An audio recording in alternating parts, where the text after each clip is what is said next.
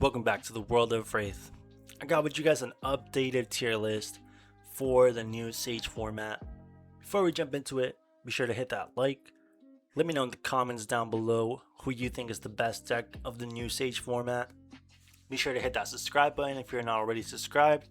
Our next goal is 1,500 and we're almost there. Shout out all the new subscribers. Now before we jump into it, if you haven't seen the changes, we did get 3 cards unbanned. I think Rake the Embers is pretty crazy to be unbanned, so definitely Dromai is going to see a resurgence in play. Now for the bans, we pretty much targeted Briar, which I think was a great call. Briar was definitely the most represented, best deck of the format. A little bit of hits to Kano and kind of a hit to Blaze also with Aether Spindle. I think Dorinthia and Kayo both got a small hit, and Steel Blaze Shunt and Sirens. But let's go ahead and jump right into it. Number 1, Kayo. Even though the Sirens hit is going to hurt him just a little bit, I think he's still the best deck of the format. He has a lot of great numbers. He has great armor. Kayo, I think he was number 2 last format, with Briar being taken down. I think Kayo rises up. Undisputed best deck of the format, in my opinion. If you think otherwise, let me know down below what you think is the best deck, but I think Kayo is definitely up there. Definitely have to take him into account when deck building, or if you're gonna play a deck, possibly you just want to play Kayo as he is super powerful. Number 2, we got Kano. Now Kano, being the wizard that can play on both turns, is pretty powerful.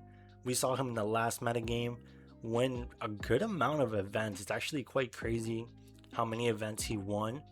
Now, I don't think he'll be as popular as Kayo. I think Kano players are usually hard to find because Kano is not an easy deck to play. So you should expect maybe 1 or 2 Kanos in the room. And honestly, if they are playing Kano, they're probably pretty confident in their ability to play Kano. So don't sleep on this deck.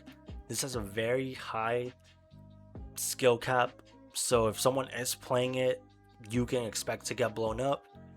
But there are cards to counter Kano, and this is not the Kano we used to know in Classic Constructed or in Blitz for that matter, but it still is very powerful. Emeritus Scalding is a crazy card. Definitely think about Kano when deck building in Silver Age. Number 3, we have 2 heroes. We have Dromai and Enigma. Now I put them here because they're both illusionists that want to build a board state. You know, Dromai's dragons are pretty powerful, and also her Aether Wings are kind of hard to deal with for a lot of heroes. So I think Dromai with Rake the Embers back is definitely going to be a contender in the Silver Age metagame. A lot of players love Dromai, so I think you can expect her. I think she'll be pretty popular in the room. Enigma, I think, isn't as popular, but still does have that same amount of power. Another board state deck. Her spectral shields, her ward auras, if you don't take care of them, she can easily overwhelm you and just send a ton of damage out to you. And even if you do clear her auras, she can just rebuild them back up. Enigma is definitely a powerful hero.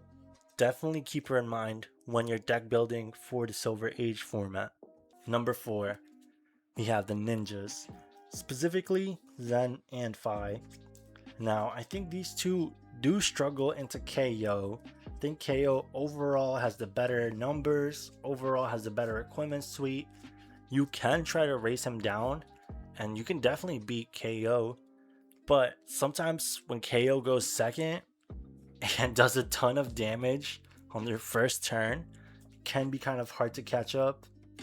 But the ninjas do have a pretty good piece of equipment into Kano with Mask of the Swarming Claw, and them being able to break up their attacks can also help you clear the ward auras as well as the dragons.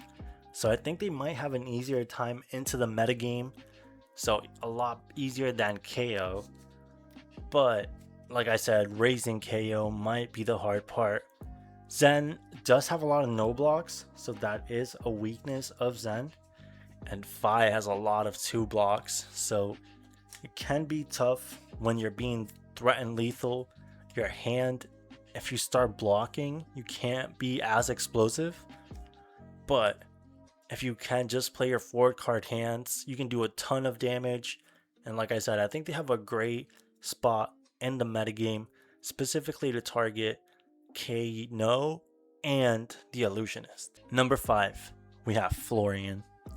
Now, Florian is in a pretty interesting spot as he has the most defense reactions in the Sage metagame with Sigil of Suffering as well as Rootbound Carapace. I've seen mid-range builds of Florian.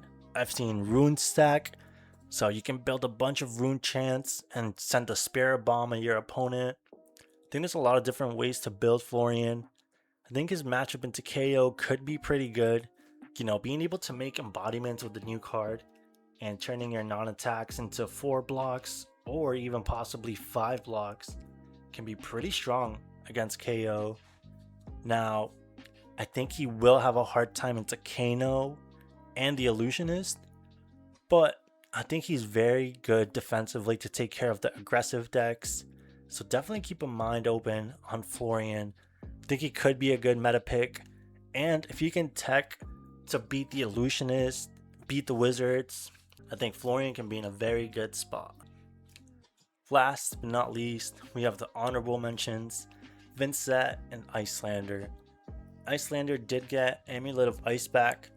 I think just another blue ice that you can play from your arsenal and give a Frostbite can help her. I don't know if it'll be enough to really push her over the top, but a lot of players love Icelander, so I do think she'll be seen play. And as the metagame evolves, she could definitely step up into the best 5 decks. Vincent got a pretty good rare. Now, if you guys are keeping up with the Classic Constructed metagame, she did a great performance last weekend at Montreal. And even though she doesn't have all the crazy cards in Classic Constructed, she does have the new rare from Compendium. Malefic Incantation is legal. You know, she has reduced to Rune Chance, Sigil of Suffering, and she can have some pretty explosive turns. So I definitely think Vincent could be a great hero for Sage. Thank y'all so much for watching. As always, hit that like. Let me know in the comments down below what you think the best deck is. Hit that subscribe button if you're not already subscribed. Thank y'all so much for watching. Peace.